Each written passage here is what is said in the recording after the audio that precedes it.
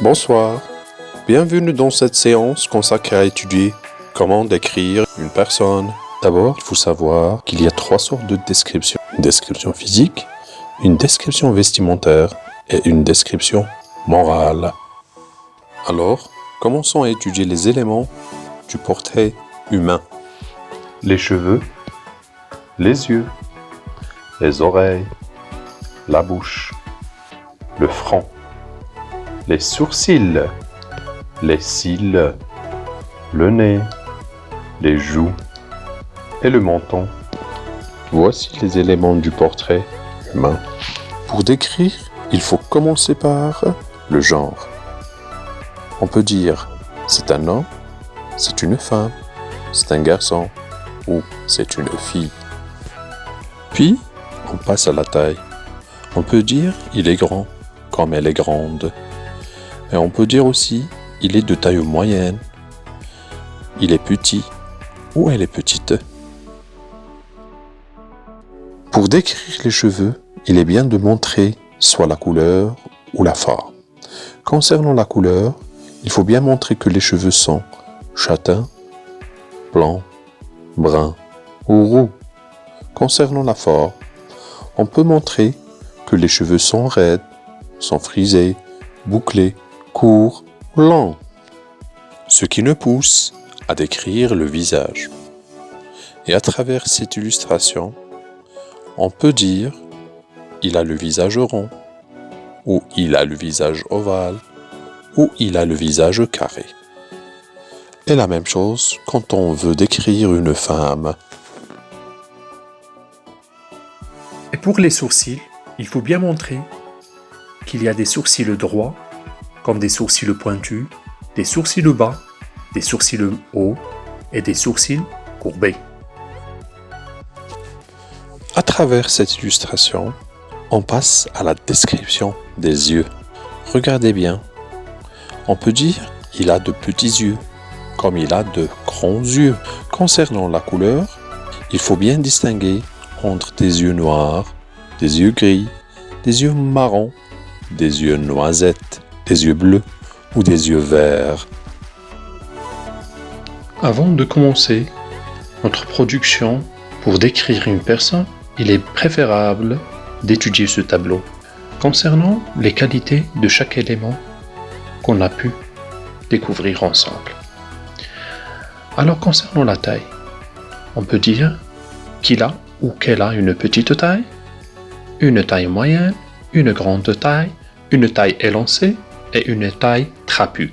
Trapue, c'est le contraire de élancé. Concernant la tête, on peut dire qu'il a ou qu'elle a une tête ovale, carrée ou ronde. Pour la description des cheveux, il faut bien distinguer entre la couleur des cheveux et leur forme. Concernant la couleur, on peut dire qu'il a des cheveux noirs, blancs, châtains ou roux. Comme on peut dire qu'il a des cheveux lisses, frisés, courts ou lents. Concernant les sourcils, il y a des sourcils courbés, des sourcils pointus, des sourcils droits, des sourcils hauts et des sourcils bas. Et pour les yeux, la même chose comme les cheveux, il faut bien distinguer entre la couleur et la forme. Concernant la couleur, on a le noir, le bleu, le vert et le marron. Concernant la forme, je viens de vous donner 2 exemples, glauque, étincelant. Le regard. Et ça a un rapport avec la psychologie et le moral de l'être. Quand on décrit, on peut dire qu'il a un regard doux, ce qui montre sa gentillesse. Il a un regard froid, pour montrer qu'il est méchant. Alors on peut dire qu'il a un regard chaud, pour montrer sa tendresse, qu'il a un bon cœur. On peut dire aussi qu'il a des joues pâles, qui montrent et qui dévoilent qu'il est malade. il a des joues roses, rouges ou pommettes. Concernant le nez, il y en a une pluralité. Je viens de vous donner quelques exemples. Un nez droit, long, court, crochu, épaté. Les lèvres, minces, grosses ou bien dessinées. Le menton, il y a le menton rond, triangulaire et carré. Alors maintenant, on a un bagage nécessaire Et un vocabulaire pertinent. pour décrire une personne. Alors maintenant, je vais vous donner un exemple de l'un de mes meilleurs élèves. C'est un jeune homme de 43 ans. Il fait à peu près d'1,80 m.